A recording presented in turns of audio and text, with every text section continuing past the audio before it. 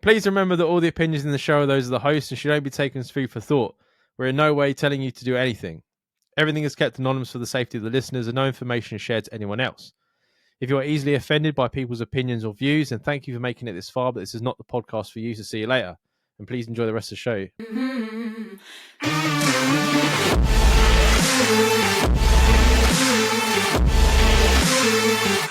Great attempt at the last episode.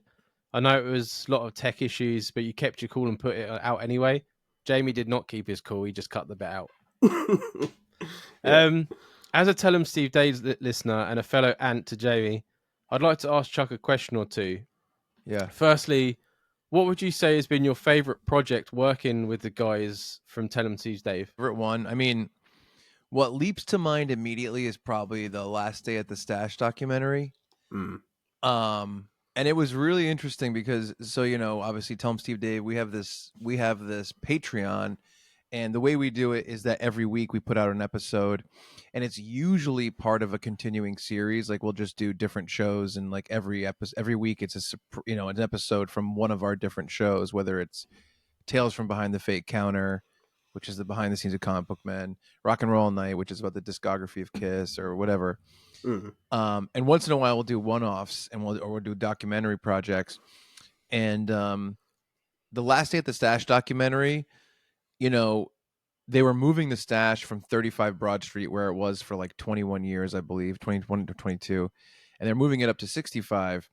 And we knew that this change was coming, and I kept pitching Walt like, hey, we should film the last day. We should film the last day. And he was back and forth. And finally I kind of said, I think if we don't film the last day, we're going to regret not grabbing it. Yeah. Mm-hmm. And so I got there, and we, all the stuff was being taken down, and you see the store kind of being taken apart, which is weird. And he said, let's play it up like super emotional and make it like a really like sappy fun like thing, like looking back at it. And I was like, yeah, that's cool. And this was before Kevin had announced that Walt had stepped down as manager or anything, so no one knew that any changes were going to happen at the store. And so we filmed the whole day with this very saccharine nostalgic look at it from Walt's perspective mostly. Obviously, Gedham and Mike were also in it, and I was filming with them, and they were telling stories as well. But we filmed it with that idea, and Walt kept talking about, this time there and how, he's lucky, and he came up with the idea of like, oh, just like the Mary Tyler Moore Show, when I leave, let's follow me to the light switch, and I'll look back at the store, and I'll turn off the light and close the door for the last time, and it'll be really like emotional and cool. And we did it, and I thought it came out awesome. I was really happy with the edit. When he does that part where he walks over to the light switch at the end and looks back at the store, I decided to put together this huge like nostalgic montage of like all these moments that happened with everybody involved with the store and View Askew and Tell 'em Steve Dave over the years and Comic Book Men. And I put together this huge montage. It cuts back to him, and he looks at the store and he turns off the light, and he does that big speech at the end where he says like, they say the luckiest man on earth is this guy. He goes, but I got to do this and this, and I got to sell comics for a living and grow up and do this for my friends for this many years. Move over or whatever. There's a new luckiest man alive, and that's kind of how it ends with that part. And I sent it to him, and I really tried to make it emotional, and it was, but at the same time, it felt a little bit like, from my perspective, like, well, we're just kind of playing it up because we're just moving down the street. Mm-hmm. I sent it to Walt, and he's like, yeah, that was a little tough for me to watch. And I was like, oh, really? He goes, yeah. He's like, no one knows it yet, but that really was my last day as the manager of Jay and Silent Bob's Secret Stash. That's crazy, he had not let me know, and it wasn't out in public, and no one knew. And I was kind of, it's almost like he tricked me a little bit, because he's like, oh, we're going to pretend this is a big goodbye for me. We're going to make that'll be the hook. And I'm like, oh, we got it. And then that's what I did. And I put my foot on the gas in terms of making it sad and nostalgic. And then I found out that that's actually really what we were making. And he really was kind of saying goodbye to the position. And then eventually, obviously, now the Stash, he's there, Tell 'em Steve Dave is no longer affiliated with the Stash, and it's not part of it anymore.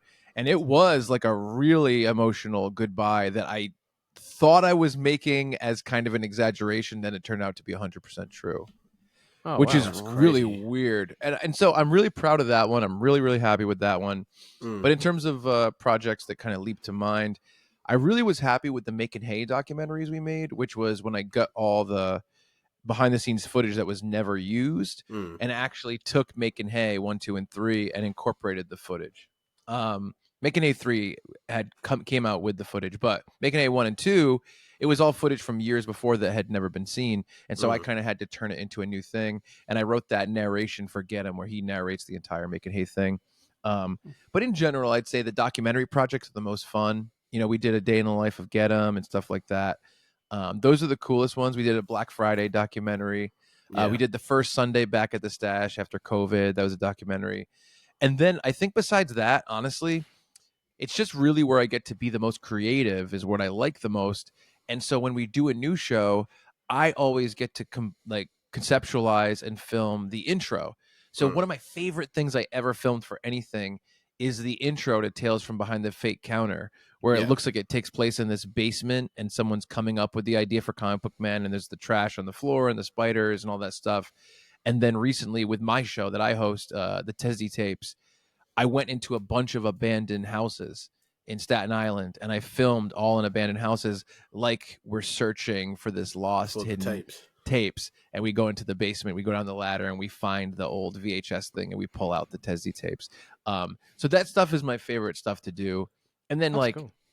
it is fun to put together like the big Toho stuff with the green screen. Like we did that recent one where everyone was dressed up and we did like basically a music video for that medley of songs that Get 'Em did. So whenever I get to be the most creative, that's my favorite project. And I really am proud of the most recent Tesdy tapes about the history of the Christmas episodes. That was really, really fun. Yeah, I need to catch up with that. Oh yeah, that was great. And we're going to do, I think there's a couple more Tesdy tapes that we have kind of like conceptualized that we're going to do pretty soon, I think. Oh, awesome. Yeah. Yeah, so I love doing that. And I'm going to be hosting a new show on Patreon too. Oh, really? Yeah, we're going to wait for that. Wait for that because that's a follow-up question. Oh, wow. Oh, that's good. All right, good. So he says he knows that Walt doesn't fly, but there's been more talk about coming to the UK. Is there talk of it? I know there was talk of it many years ago. Is he going to come to the UK? Can't speak for Walt, but might not going to fly to England. That's my guess. I'm not Walt. This is just Chuck. This is my outside perspective, and I can say I do not think that Walt Flanagan will be flying to England. No, he's not keen on live shows anyway, is he? He always says that. He doesn't like live shows. He doesn't like flying, so it'd be tough to see that happen. And I've pitched a lot of little things here and there, like little smaller live things where it would be like, well, you won't have as much responsibility. It's not that big of a deal. He still doesn't want to do anything live. Like we thought about the idea of doing some screenings of some of the bigger projects and then having the guys come out and do like a 30-minute Q&A. So it's not like they're just sitting there for over an hour coming up with their own stuff. They're being prompted by questions.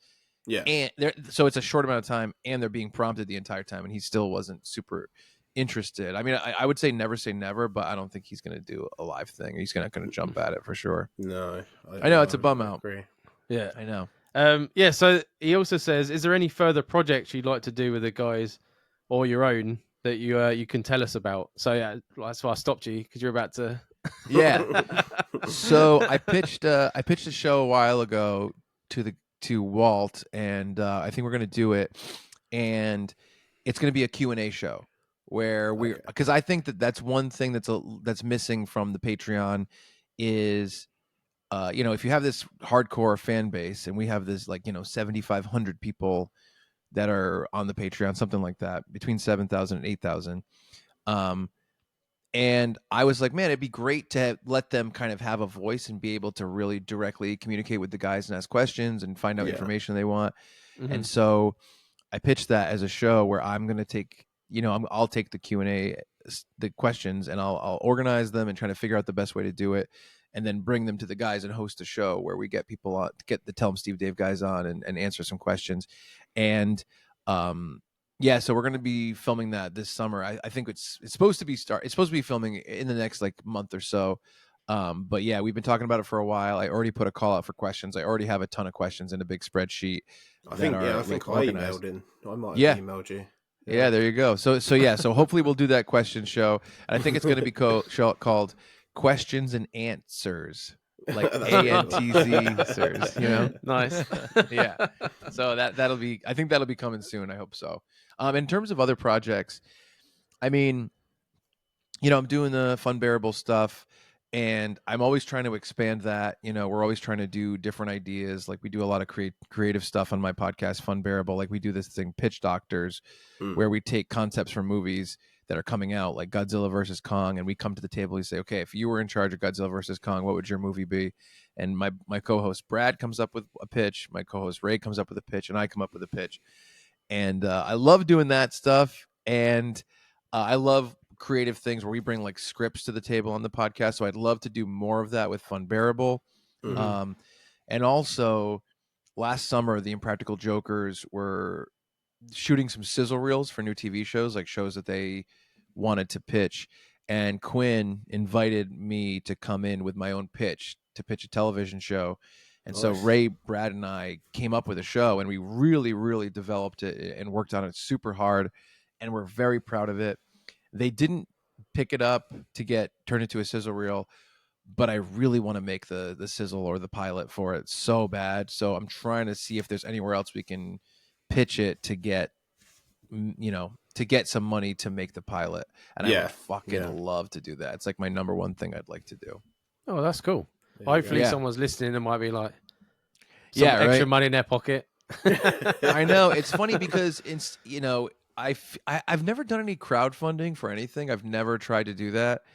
And I feel weird about it. I'm not sure what's appropriate or how to do that appropriately. Or a few different private investors have reached out to me over the years and been like, hey man, if you ever have a project you want to do and you need money for it, please hit me up. I'm happy to do it. And I feel so weird about that. I'm like, I don't know. It's weird because if you're puts some pressure on it as well to be successful, doesn't it? Yeah, and it's if you're really, I'll put it this way, like Bruce Willis and Demi Moore actually produced the first Austin Powers movie, which I believe means that they funded it and they were part of the the financial backing team, and that happens more than you'd think. Like if you look at the executive producers and stuff on a lot of smaller movies, and not even that Austin Powers was that small, but it was relatively small, but especially horror movies, you'll see just like these huge names where it'll be like, well, yeah, this person, like, do you know Nitro Circus? Do you know who that is? Nitro Spark. I've heard the name. They're affiliated with and they do all these like bike tricks and like all these things. They tour, and Channing Tatum was the person who funded their movie. And so like, I think if you're deep in the industry, it's more common because you're dealing with people who are constantly part of other projects and they're trying to spread money around and spread their talent around and try to see what works. And so that would be fine. Like if Quinn said to me, you know what, I'm going to give you money because I think your show is a really good show. It's a good idea. So I'm going to give you money to do it as like a thing. I'd be totally comfortable with that because he's part of the industry and he has his hands in a lot of things and he's just trying to see what will grow and what is a good project and see what works. But for just a random person, even if it is like a rich dude who's like, I'm just a lawyer with a ton of money. Yeah, I'll give you $10,000 to make your thing. I feel really weird about it because there is the stress of like, is this going to be successful? Is he somehow going to get his money back? Like, how is this going to go?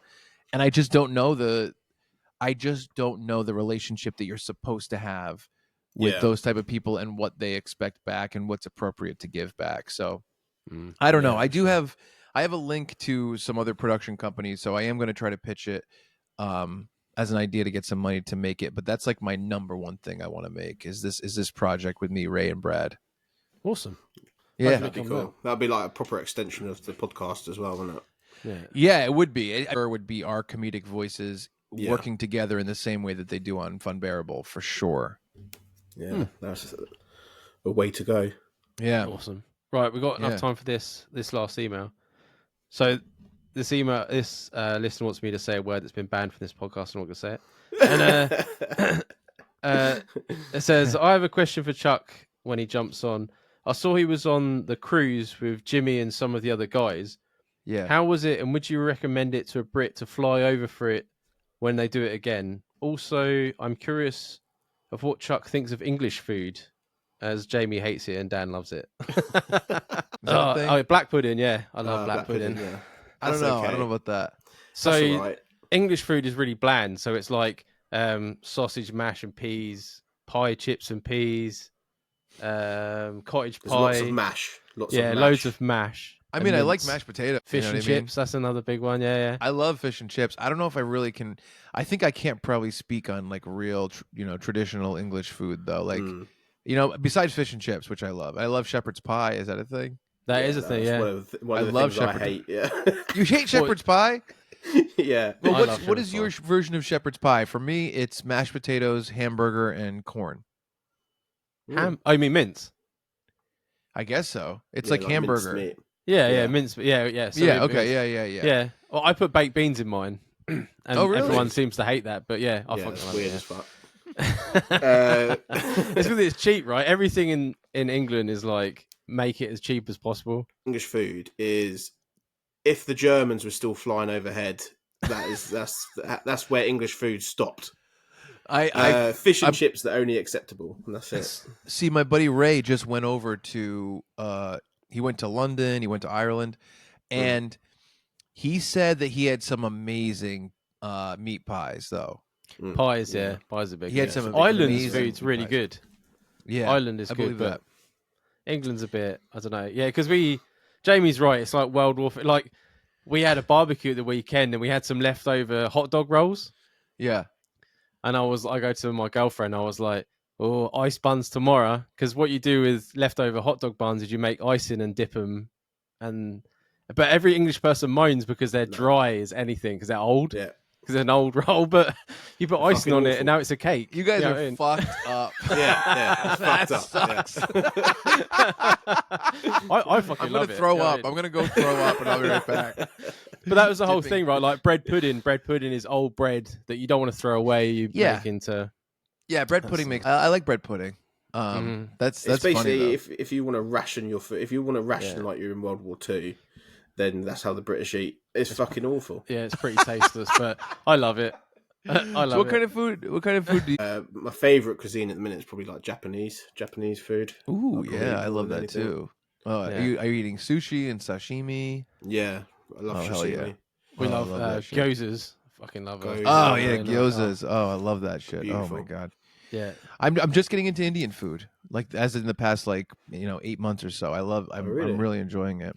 It took me a while to get into Indian food, to be fair. I like keema naans. They're the best. Like naan bread with like mincemeat in it. Oh yeah, that's the best. I love that shit. I'd kill someone for a keema naan.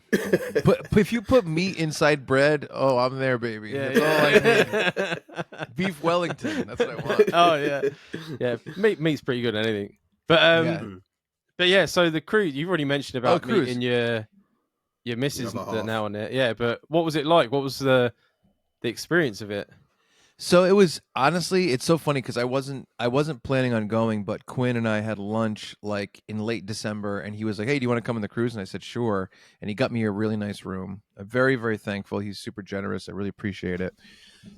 And I can't tell you, I could never have guessed how much fun it would be. I could never have predicted how much fun it would be to be around Impractical Jokers and Tell 'em Steve Dave fans all the time for a week.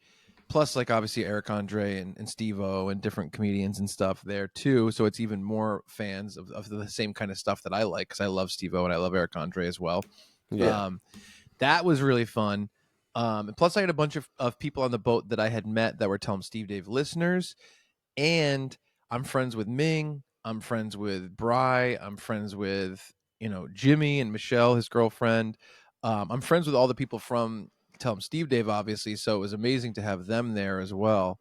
But yeah, it was like you wake up, and from the second you wake up, there's just comedy shows, podcasts constantly. And then at the end of the night, they have this crazy karaoke that's on this huge stage that is like insanely fun. So it really feels like from the time you get up, from the time to the time you go to sleep, it's nonstop activity with this huge community of people. I mean, I think that's one of the things I miss about high school and college, and even honestly, even having like a normal job, is that like I'm around a community of people all the time, because a lot of times I'm around, I mean, luckily when I film, I'm around people, but like most of my job is editing and that kind of stuff. Yeah. And the idea of just like live, like, you know, Troy was next door to me. He's my buddy. Like, just being around that many people all the time that are down to like laugh and joke and have fun is so exhilarating. And then all the shows on top of that is just, it's just bananas. And it was really funny for me. I had 2 girls that I used to date on the cruise as well, which is a little hairy. One of them I'm close friends with, Lindsay, my friend Lindsay. I'm very close with her. She's awesome. And then another one, we hadn't talked in a long time before the cruise, and it became like a thing where she was like, oh, like, she was like, oh, you know, you're going to go on this cruise and like, it's going to be really uncomfortable. And I was like, no, I'm like, it's going to be fine. And we were trying to make sure that it was all comfortable. And she fucking lost it on the cruise and flipped out on me. Really? At 3 a.m. one night, I was high in my room. I had taken gummies to go to sleep, and she fucking boom, boom, boom, boom, and she came in, and she fucking flipped out, and it was like I was high, so I'm just like, why is this happening to me? Like, I didn't know what to do. She fucking lost it worse than I've ever gotten in a fight with a woman in my life. It was the craziest thing that ever happened, and it continued the next day. She said the worst, most fucked up things that anyone has ever said to my face. She lied to a bunch of people on the cruise about things that happened. It was crazy. Oh, so man. Outside of that, it was like maybe the best week of my life. And then that it was probably for like 90 minutes at 3 a.m, and then the next day for a little bit. It was like the worst thing that ever happened to me in my life. It was so crazy. Fucking bananas. But yeah, but in general, for another person that's going there without his terrible history of dating on the cruise, I think you'll have an amazing time. It's incredible. And yeah, it was funny because night 2 there was an ant meetup, and so we all met up, and this really, really beautiful girl showed up named Natalie that I didn't know.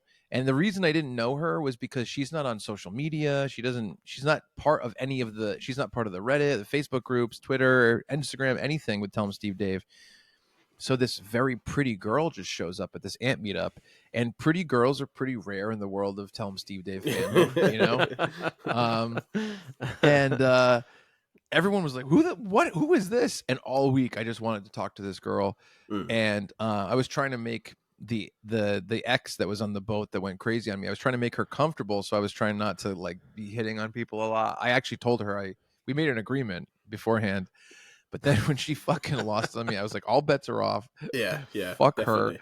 And it's funny because I want to say that all the things she said on a podcast, I'd love to tell the whole story, but it's so damning, it's so terrible what she did, and for some reason I'm still protecting her, even though she was such a piece of shit, and she continues to be. It's fucking crazy. I gave her the opportunity to apologize. She refuses. It's the things she said are so crazy. But anyway, when she flipped out on me, I was like, this is fucking bananas. It gave me the green light to actually go talk to Natalie because, you know, and I didn't know what could happen because, again, by that point in time, we had talked a little bit, and I knew Natalie lived in Colorado. So I was like, well, what could really come of this? You know, I'm on the East Coast. And we had an awesome – we hung out sometime during the day, the last day, had a great time that night. We hung out all night. And then, yeah, I was like, oh, man, I really like this girl. And so now we're together. But even taking out, you know, meeting someone that you fall in love with on the cruise, taking out having the exes on the cruise, the other side of the things, we had such a good time. I mean, the whole time, my main crew was me, Jimmy, Michelle, Lindsay, and then the other girl that was crazy. And we hung out like every second of every day, basically. There's all these restaurants on the cruise that are open all night. I shouldn't say that they're not open 24/7, but late. And you just kind of go from fun event to fun event. It's like it really feels like a great night that stretches for 4 days straight. So it was incredible. Everyone was so kind. I think the jokers kind of go into it being like, this is really for the fans. We want to give them this great experience and have them get to know us and be able to, you know, actually hang out with us and spend time with us. And so they're so giving. The shows are so fun.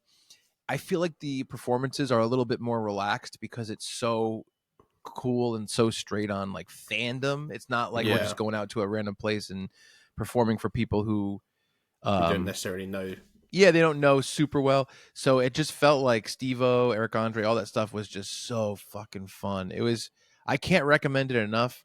I think without going on it, it'd be really hard to picture it and understand what it is. So go on it. If you're thinking that you might like it, if you're a Tell 'em Steve Dave fan, if you're an IJ fan, do it because it was so fucking fun. Like next time, I'm definitely gonna go without a doubt. It was the most fun ever. It was so incredible. That's awesome. I have to add that to the list. Yeah, it was great.